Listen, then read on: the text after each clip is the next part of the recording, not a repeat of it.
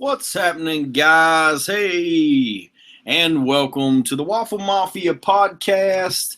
Thank you guys for joining me as we do week in, week out. We're going to do the Waffle Mafia recap, what all has happened with the Mafia this week, what all's going on in Waffle World, and what's going on in your world. Of course, this is your weekly 30-minute podcast rundown on He-Man and Masters of the Universe. So we're going to talk about this week in Waffles. Of course, we got some folks in the chat room with us. So hopefully we're not having the same sound issue that we have had that has plagued us here in the past. Hopefully everything is okay this week and we're up and running and everything's cool. So Mafia style, figured we'd be classy for tonight. We'd go ahead and church it up, wear a little tie. So there it is. There we go.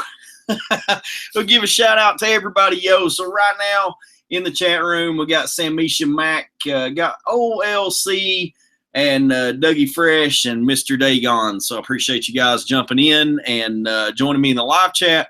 Of course, anytime during the show, if you guys want to talk about something or you got something you want to tell me, jump in the chat. Let's talk about it, and we're good to go. So other than that, I hope you guys have had a wonderful week. Hope everything's been good. We're back. It's a Wednesday night. Go get things underway. So with that said, shout out to everybody, and of course we're going to talk about what all has went down this past week. And before we can do that, we must have a beastly pause for a beastly cause. So pause for the cause, guys, and for anybody who's listening along. Of course, don't do pauses for causes if you're driving, but other than that, please indulge in your most favorite beverage along with me during the show and make things a little bit lighter and makes the tongue just a little bit slicker, and we can get together and talk about this stuff that we love. So pause for the cause.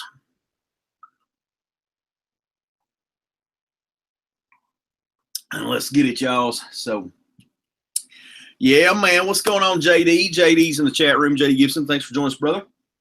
So we're going to get to the character spotlight in a minute. We're going to do a rundown. Obviously, you guys saw the promo, so you know who it is. We're going to talk about Beastman. But before we do that, we're going to do a little rundown this week for Waffles and talk about what all has gone on in the Waffle world this week. So this past week, we did a special thing. We did a Giants, Stratos. It was what we covered on the podcast last week. So we talked about Stratos. And of course, as you guys have figured out, and as we've thrown it out there for anybody who jumps in on this particular podcast, whatever character that we're doing next, you guys get a free spot on that. So for everybody who's in there tonight, you guys know how it works. You're going to get a free spot tomorrow night when we get into Thirsty Thursday. But last week, we kind of mixed it up, did a little bit different. So for Wednesday night, for the podcast, we talked about Stratos, and then we went into our giant, my big, huge announcement, my giant announcement, which, of course, was the Giants Stratos, and we waffled that off a little bit later that evening, and Mr. Alphabet won that. So Steve Magnus, Magnus for Magnuson, Stevie Alphabet, you NA lover, you. He's a New Adventures man for anybody that doesn't know, but Alphabet was so gracious and so kind to say, hey, man, I want you to have that. I want you to put it on the walls here in the Legends home. So we have done that. Stratos will have a very special place here on the wall, and so I really appreciate you doing that, Mr. Alphabet.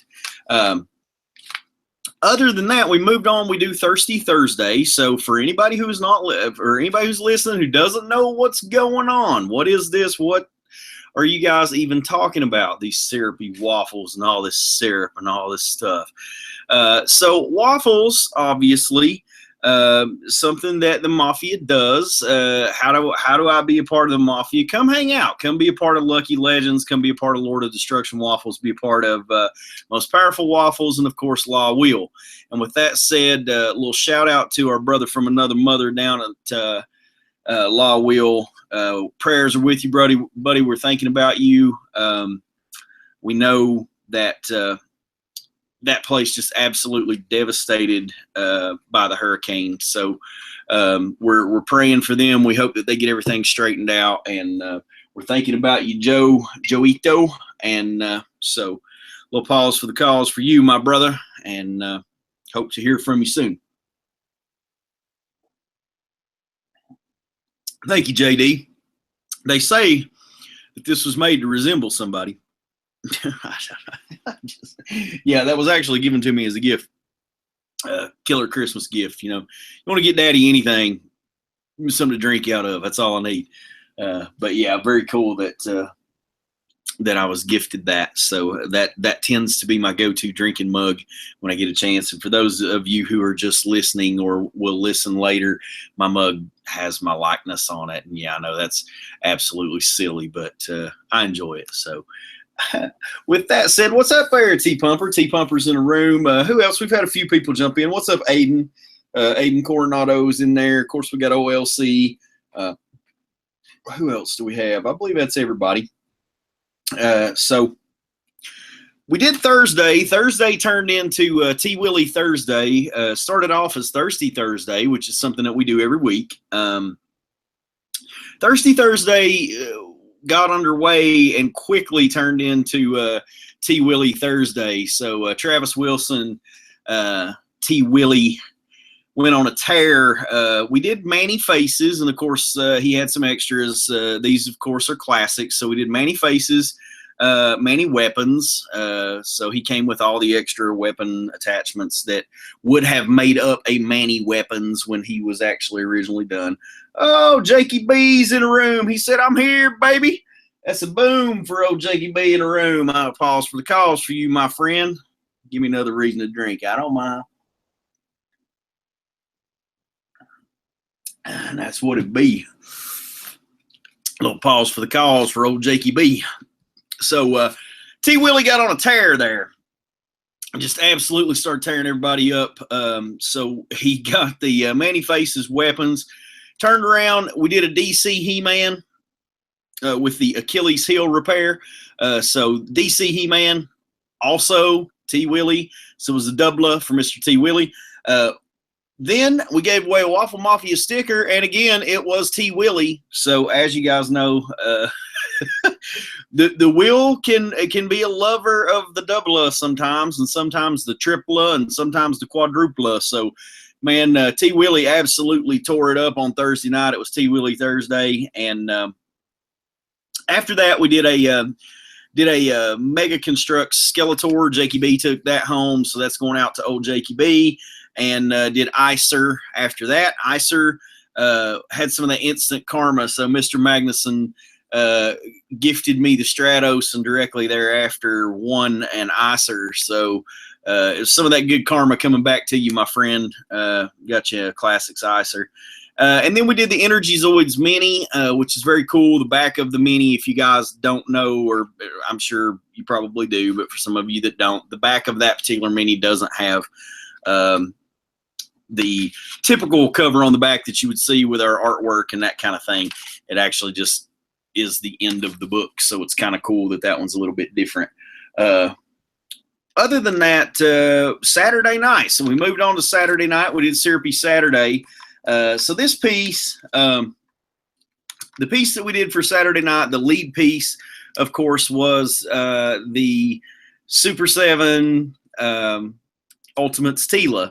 I gotten a hold of a couple of those. I'd gotten a couple to begin with, got one for Grayland, and then, of course, I got some for you guys, and I had that shipment come in to begin with, and then I had a couple more come after that. So very cool that we were able to do Tila again, and may very well be able to do Tila yet again. So for those of you who missed out on a chance of getting Ultimates Tila, she will probably pop back up. Other than that, the real winner of the night, the first winner of the night was Berta. So the very first spin that we made on it that night was Berta. Berta got the win. Somebody took home a bad case of the Dragon Walker, and that's just how it goes. So it was Berta, and Berta took a spin. She did not go out. So if you guys have not seen Classics Berta, be sure to vote for her. No, actually, she's already been made. I mean, there's no need to even include her in the poll because we have Classics Berta. But anyway, Berta and Candy made their appearance once again. So Berta lives to fight another day and gives somebody a bad case of the Dragon Walker, and they walk away. So after that, we rolled again. It was Artemis Prime picked up a big win on the Tila. He was super excited about that. I messaged him afterwards and chatted with him about it. Super pumped to pick up the Tila. He missed her on the first original release, as most people did. My only issue with that particular Tila, with the Ultimates Edition, of course, in the original, we got a bird with it, so it would have been cool to have the bird thrown in also, but we didn't get that. So still okay. Beyond that, did a weapons pack, did a Great Unrest weapons pack. E. Deadly picked that up. Mr. FF Deadly picked that up. Mask of Power went out to Johnny Mystery. We picked up another Doubler. Did a Mafia sticker that also went to the Miz. Did another Mega Constructs Skelly. T. Willie won it. I think he was feeling so bad about whipping up on everybody so bad on Thursday that he decided to go ahead and spin it again. So that now goes out to John Wise. So John Wise got the Construct Skelly. And then, man, out of the blue, it do what it do. Old Darius went out to Alex. So Dan's boy, Alex, my man, got him a win, got him a Darius, and then I'll be damned if we didn't turn right around and get a doubler and got him a Waffle Mafia sticker. So that's going to be pretty cool, man, to get that out to Alex. I know he gets super pumped up when he gets figures. And so big win for him. Darius going his way. And then, of course, a Waffle Mafia sticker. So that is our weekly Waffle Wrap-Up. Those are the items that we gave away this past week. For anybody who's listening would like to get in on this, just join Lucky Legends, man. That's all you got to do. Just be a part of what we do and come be a part of the Mafia and hang out and chill with us. So, and all you got to do is be a part of the page, guys, and join and enjoy some of the fun stuff that goes on there. All these folks that are in the chat room, they're chatting, consider them to be great friends. We've all built a family in Lucky Legends, and I appreciate all you guys. So for anybody who's not a part, come be a part, come hang out. We have a lot of fun. We do a lot of cool things and a lot of fun things that we get to share with each other. So with that said, we are about 15 minutes in, so we're about the halfway point of the podcast. It's always a super quick podcast, kind of in and out. I'm known for that, for being super quick.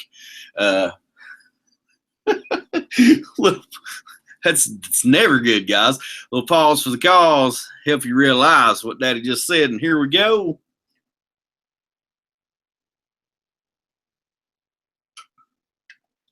Got a hole in my lip there, bro. So, spotlight for tonight, we'll talk about Beastman. And man, what a character Beastman is. Just not only just the fact that Beastman was one of the original wave that was released. I find it hard to, when you think about Skeletor and the Evil Warriors and you think about those folks, you really can't talk about Evil Warriors without talking about Beastman. You can't really even talk about Skeletor without talking about Beastman, because Beastman has always been such an integral part of the dynamic of being a henchman of Skeletor. So portrayed a little differently in the early tellings, and that's kind of what's going to drive us to what we want to talk about, and of course what tomorrow night's Waffle will be. But starting out, I guess for me, when I first found Beastman, my first introduction to Beastman, much like all of my early introductions with characters, was through the minis. So I'd gotten a character, had the mini in the back, opened that up. I do believe the first one that I opened with this particular mini was rather He-Man or Man-at-Arms. I can't really remember, but I want to say that it was He-Man because it had the powers, He-Man and the Power Sword mini in it. And one of the cool things, and I guess the reason that Beastman has just always been so interesting to me as a character is really just he's so bright and he's so vivid and he's so in your face with his colors. He really stands out. The color scheme of Beastman complements Skeletor really well. He stands out as, a standalone character that really catches your eye, and he's savage and beastly. So the savage henchman Beastman in the original telling, in the way that I guess I learned him, and the first way that I ever saw him was here. And what you see here, we have the red Beastman, obviously, and he and Skeletor are sort of hiding in wait and spying on Teela. So I think it's very interesting the way that it starts out as and he's described, "There's none in all of Eternia as beautiful as she," grunted the ape-like Beastman. "I'm starting to believe that she is a goddess." So we see there in the original take on Beastman, he's capable of higher level thought. He's very much brutish and savage, and he's depicted that way in the way that Alcala drew him.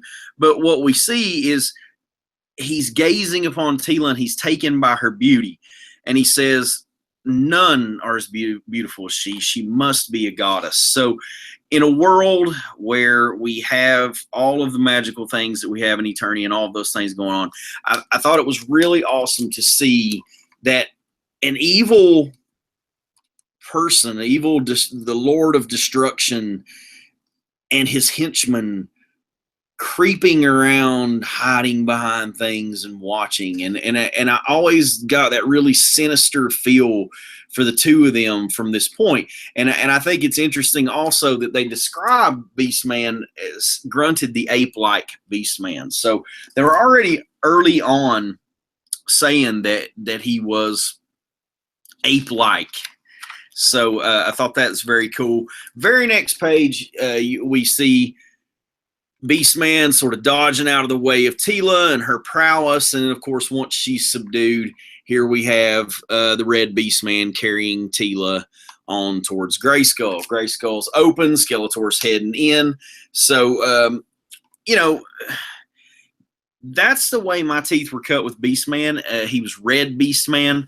And of course, as we got over to the back of the minis, and you looked at the back of the original minis, and I'm going to show it up here on this particular monitor, not the one in front of me, but the one over here, just so you guys can see it.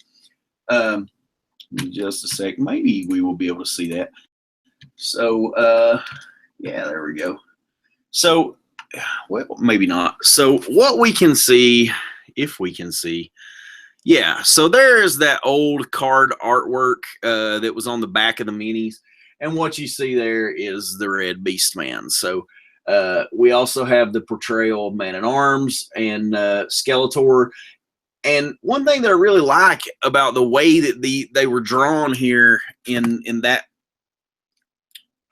way, I guess it's the way Alcala drew it, but I think it's interesting the way that they're drawn, the elongated arms. Skeletor looks much the same way, just sort of hulking over and sort of arms hanging down by the side and looking sort of menacing looking. So very cool, man. Hey, what's up, Brandon Brosvik? Thanks for jumping in, my man. Appreciate you jumping in the podcast. Of course, got old Jakey B in there too. Said what's up to him. Who else we got going on? He is a clever horny fox. That is correct. Wolf, he definitely is. I can't help but feel that the Beastman, he does have an eye for the ladies. I can't help but feel that he does. I mean, he's beastly. And, when you're a hulking beast such as himself, you have desires. And as a beast man, you have desires. I don't know that his desires are being met in the Vine Jungle. Let's don't even get into it.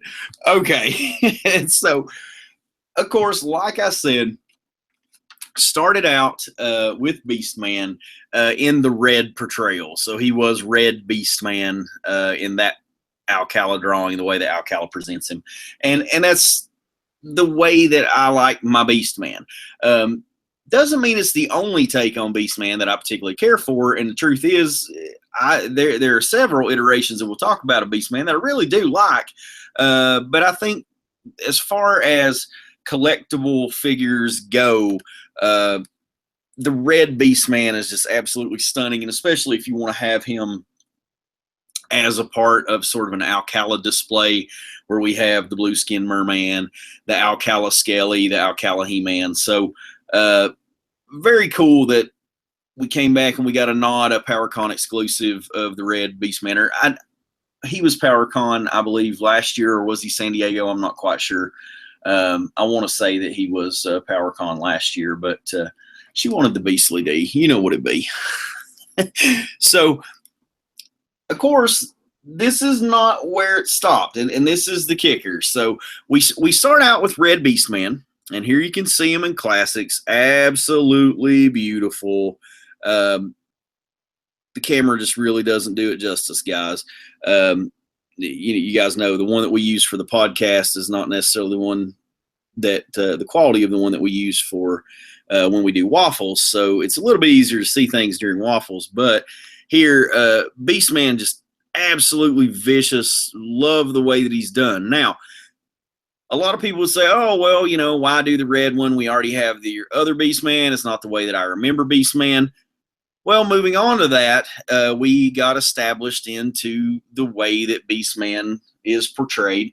More common, I would say. Definitely more common than the red Beastman. PowerCon 2016. Thank you, Dagon. I thought it was PowerCon, but that's pretty cool. Trigger Jim 13, who are you, good sir? Thanks for jumping in. Appreciate you being in the room. Oh, I need that red beauty in my life as well, Jakey B. And tomorrow night, somebody's going to take a swing at this bad boy. We're going to, obviously, hey, the cat's out of the bag. Tomorrow night, for Thirsty Thursday, we're going to take a swing at this bad boy. Now, obviously, he won't be the only guy to go. But as far as beasts go, this is not a bad take-home for a Thursday night, especially, the way that we do things. Of course, tomorrow night will be interesting. We're going to switch it up a little bit, just see how it goes. But we're going to do things a little differently going forward. But the old red Beastman, he is loose complete. He's going to be going out to somebody. And, of course, as with most of my stuff, he's just display only. If there's anything that is wrong with these guys, I like to let you know before I send them out and tell you what's going down with them. But on to Beastman, we're going to get through it and wrap it up real quick. He was in the first wave. He was in the 1A wave that was of four. Let's see, what did I have? I've made notes, gentlemen, and I have no idea what I'm talking about. He-Man, Skelly, Man-at-Arms, Beastman, Gray Skull, and the Battle Ram. So there we go. So he was in the first wave of 4 characters, and those 4 characters being He-Man, Skeletor, Man-at-Arms, and Beastman. Of course, along with that, we had Gray Skull and we had the Battle Ram, and those are depicted up here if you look. Of course, you can't really see it all that well, but there we go. So there you've got He-Man, Skeletor, Man-at-Arms, Beastman, Battle Cat, and Battle Ram. But when the toy came out, guys, we did not have a red Beastman. We had this Beastman. And this Beastman is not red. He's quite orange and very blue. But he is a beauty who do what he do. I mean, he's still very savage, very awesome looking figure. But one of the cool things that I wanted to share with you guys about his origin, and I'm not going to keep you super long here. We're gonna run it short. We're gonna do the things that we normally do. It's 30 minutes on this bad boy, but there's still a few things we'll talk about the Beastman. And with this orange fella, it's very important to talk about his origins and where he came from. So again, up here on this screen, I had a couple things pulled up. I was going to show you guys. What we ended up having is there was a prototype to Beastman's design, and he came from what was called the Lords of Power. And Lords of Power was actually what He-Man was going to be called, but it didn't resonate as well as Masters of the Universe. They felt that it sounded a little too rough. So, well, what we have there, if you can see it, it is a prototype. Let's go. prototype of an early Beast Man there with a merman. And let's see. Scrolling down just a little bit, there he is beside Skeletor. So he's a little bit bent over. He's a little bit smaller than Skeletor, which is interesting. And then here we have this gorilla design. And this gorilla design was actually done and based around the old Big Jim gorilla figure. So as you guys know, Mattel likes to do a lot of parts reuse. These were 12-inch figures. They wanted to develop a figure that they could use in much the same way. And then after a real quick resketch and a recolor of the original image, you guys can see what direction it's headed in there.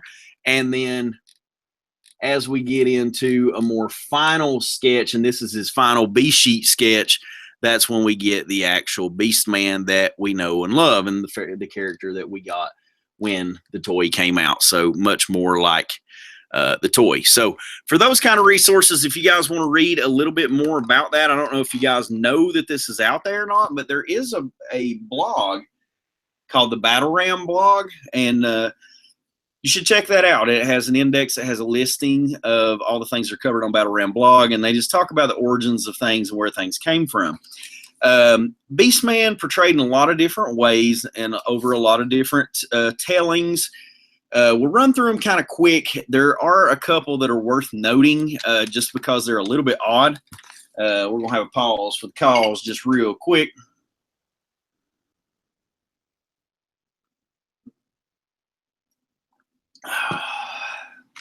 Hey, what's up, Alphabet? So, a couple of things I was going to tell you. In the Golden Book's telling of Beastman, and this was kind of interesting. In the Golden Book's telling of Beastman, he actually has a very strange origin. He was a scientist who, when Marlena Glenn's, or he was an astronaut from Earth, a scientist named Biff, B-I-F-F, Biff Beastman.